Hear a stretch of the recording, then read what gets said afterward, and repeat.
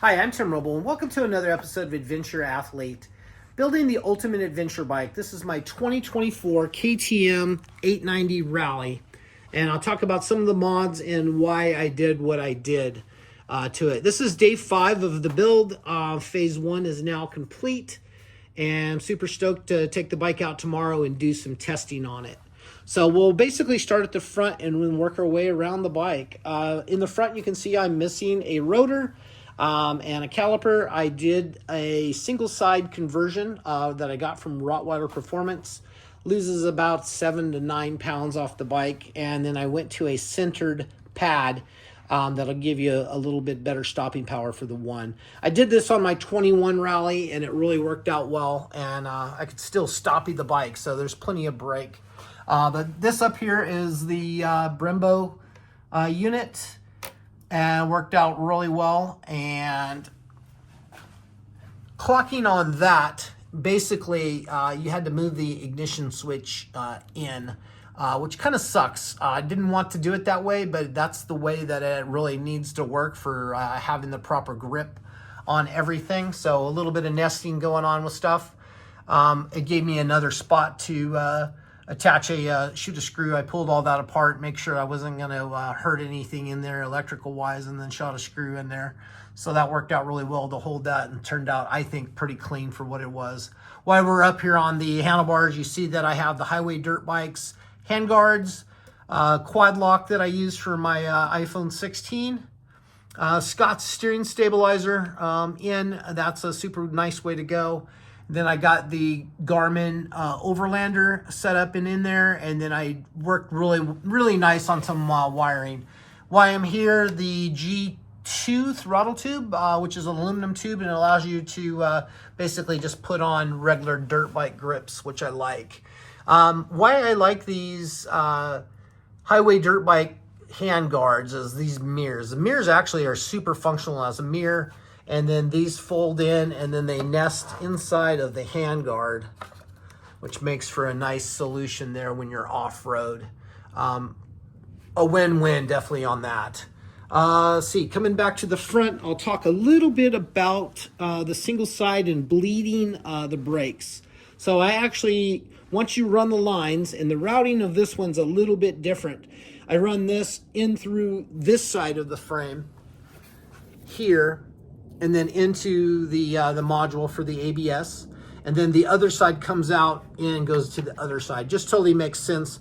But the original routing for that was it crossed over the top here, and then went in on the right side of the bike. So change that up a little bit. How I bleed the brakes is I start here. I use this little brake bleeder syringe. I put 5-1 fluid in it. I basically plug that in, open it up, and then pump fluid all the way up to the top. And then I open up this bleed port, because you might run into this at some point in time where you made to do it. And I really always dread bleeding brakes, but these bled really nice, about a 5-minute job, and I had a super hard, firm, perfect lever. You can see I have the AXP skid plate. This is their Gen 2, allows you to run a center stand. I'm not super crazy about it. I think the skid plate on the bike, and that's one of the downfalls that I really don't like about the 890 platform, is just how wide it is. And when you're down in like a V-rut, I feel like the skid plate's kind of a hindrance in the way, but you have to run something to protect the tank and everything. This was this extra little piece that they give you here to basically nest in there and protect all of that area. I didn't feel that was necessary, and it stacks on top of this one, and I really don't like that as a solution. When I start getting a big knobby in there, I worry about full compression and hitting that super close, so got rid of that. Coming through the bike, I got my Tim Roble livery on there. So I'm happy with how everything turned out and how that looks. Up top, I have this gas cap I got from Rottweiler Performance. The quad lock, everything up there is all set up and ready to go.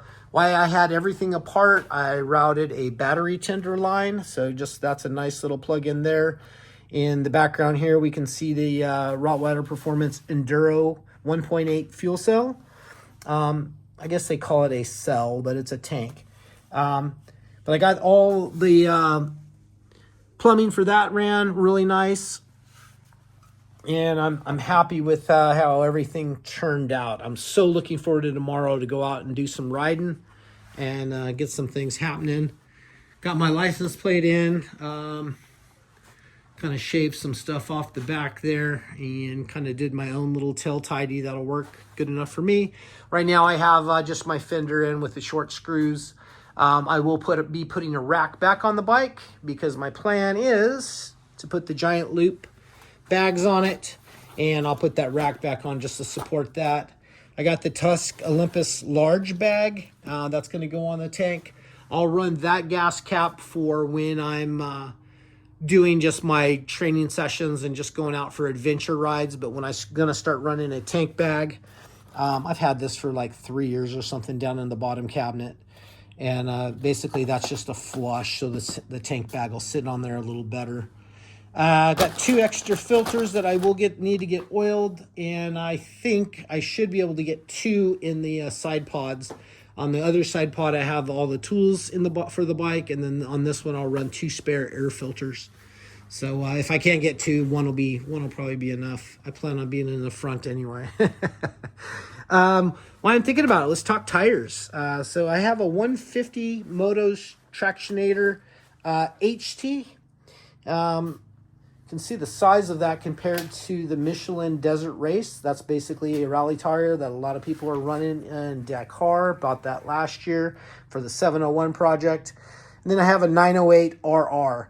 Both of these will be mounted on that 2.15 Excel A60 wheel I have coming. I just got a notification that those were shipped today, so I should receive both of my new wheels tomorrow. That's why I love Rottweiler Performance, because it only takes about a day to get something in. So I'll decide on which one of these I want to run. One of the things I noticed is you can probably, I don't know if you can hear that or not, but that's a hard tire. The durometer of the rubber, man, you cannot get anything there. I've had great luck with those off-road. This tire is a little softer, and you can kind of, it's just a total different thud. And then this tire right here is just an absolute monster. Super stoked on that. So that's going to go on the back here when this one's worn out. I'm going to stay with the Stalkers for now. And then what I have set up for up front, and I'll probably do this tire or maybe their rallies for the new tire that replaces that one. But this is a Motos 9121 Desert ST. It's kind of my go-to tire. I really like the way that tire performs, even on a big, heavy adventure bike.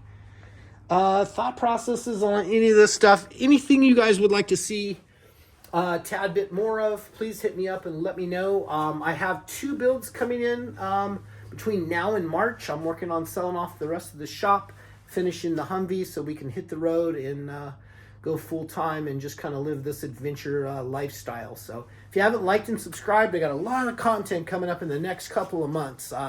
Be really trying to push out some quality content daily. So we'll see how that goes. Let me know what you'd like to see. One of the clients got a Yamaha T7. The other one has the Honda. What's the Honda? I can't even think of the name of the Honda right now. Africa Twin.